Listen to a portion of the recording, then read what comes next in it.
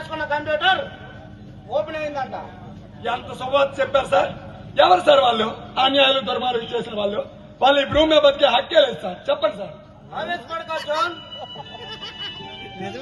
అదే నాకు ఆశ్చర్యంగా ఉంది. ఆ కంప్యూటర్ లో ఏ చిన్న క్లూ కూడా దొరకలేదు సార్. అందులోనూ ఆ డ్రగ్స్ మాఫియా గురించి ఏమైనా సమాచారం ఉందా సార్? లేదు దిలీప్, నాకు అదే ఆశ్చర్యంగా ఉంది.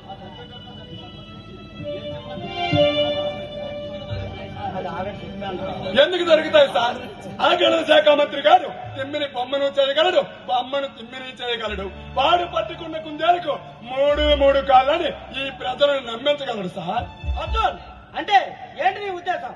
సార్, మీరు నిజాయితీ పరులే సార్. మీరు కాదన్నారు, కానీ ఆ గణన శాఖ మంత్రి గారు పెట్టిన గడ్డి తిన్న వాళ్ళు మీ ఆఫీసులో ఎంతమంది ఉన్నారు ఎవరికి తెలుసు సార్? అర్జున్, నువ్వు చెప్పేది నిజమే కావచ్చు, కానీ ఒక్కటి చెప్తాను గుర్తుపెట్టుకో. ఎప్పటికైనా నేరస్తులు పట్టుకున్నది మా పోలీస్ డిపార్ట్మెంటే. ఆపండి.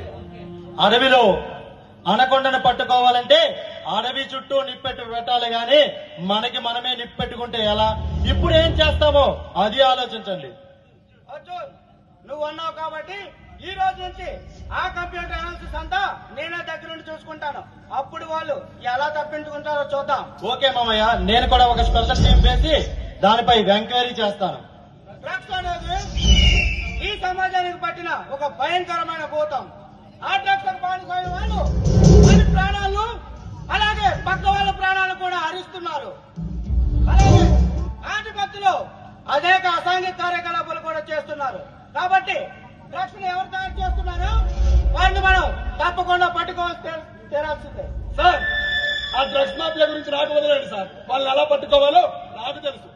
ఓకే అర్జున్, ఏ చిన్న ఆధారం దొరికినా నాకు వెంటనే తెలియజేయండి. సరే మామయ్య, ఇక వస్తాం.